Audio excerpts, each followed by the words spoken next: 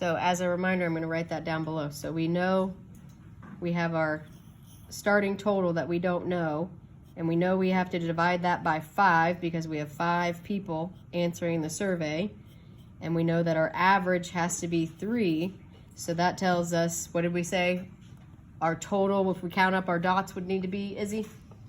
15. So did anybody come up with some placements that if I added them up like I did over here, 3 zeros, a 7, and an 8, that gives me 15. Carter, what did you do? 1 0, 2 dots on 2. 2 twos. 1 dot on 5 and 1 dot on 6. Okay, so if we have a 5 and a 6, that gives me 11, plus 4 gives me 15, and a 0 keeps me at 15. Very good. So that means that if I counted up my jumps, I would have 1, 2, 3, 4, 5. 1, 2, 3, 4, 5. Nice job. Anyone else have an example? Hayden. So I did 1 dot on here, 3 dots on 2, and 1 dot on 9. And 1 dot on 9? Yeah. Okay. So we have 2, 4, 6, plus 9 is 15, plus 0 is still 15. Very good. So if we counted our jumps, we would say 1, 2, 3, 4, 5, 6. And then on the other side, 1, 2, 3, 4, 5, 6. Very good. Nice job. Anybody else want to share their example? Emma. I put 2 dots on 1, 2 dots on 2, and 1 dot on 9. 2 dots on 1, 2 dots on 2, and 1 dot on 9?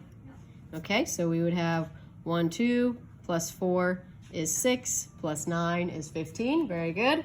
And if we do our jumps, we'd have 1, 2, 3, 4, 5, 6 on that side, and then again 6 on that side. Nice job. Is it making sense to everybody?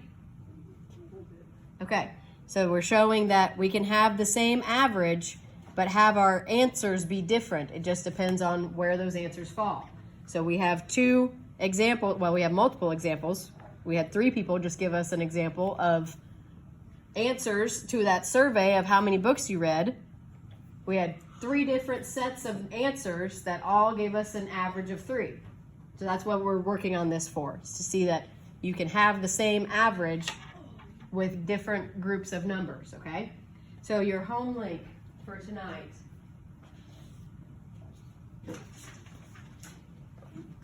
It's home link 1-4.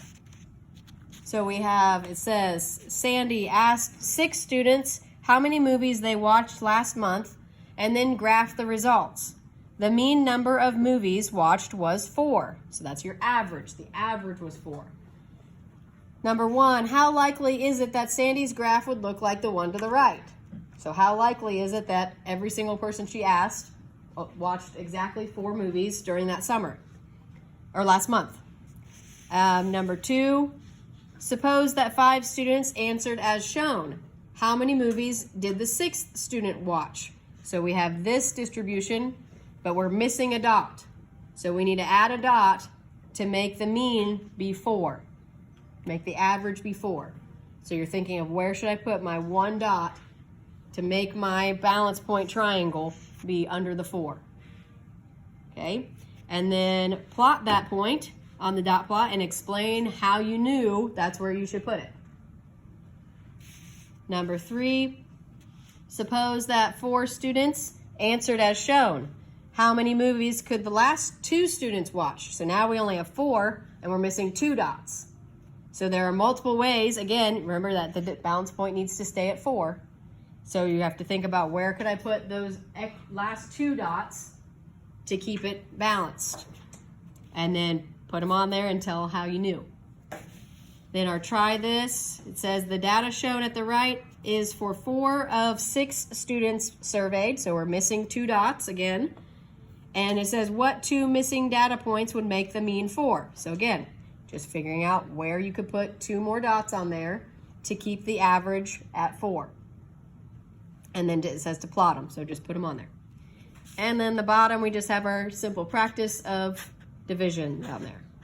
And it just says solve. It doesn't say use the remainder or use decimal, so just solve it. If there's leftover, you decide how you want it to show. You could show it with a fraction, you could show it with a remainder, or you could show it with a decimal if you need to. Okay? Any questions on the homework page? No.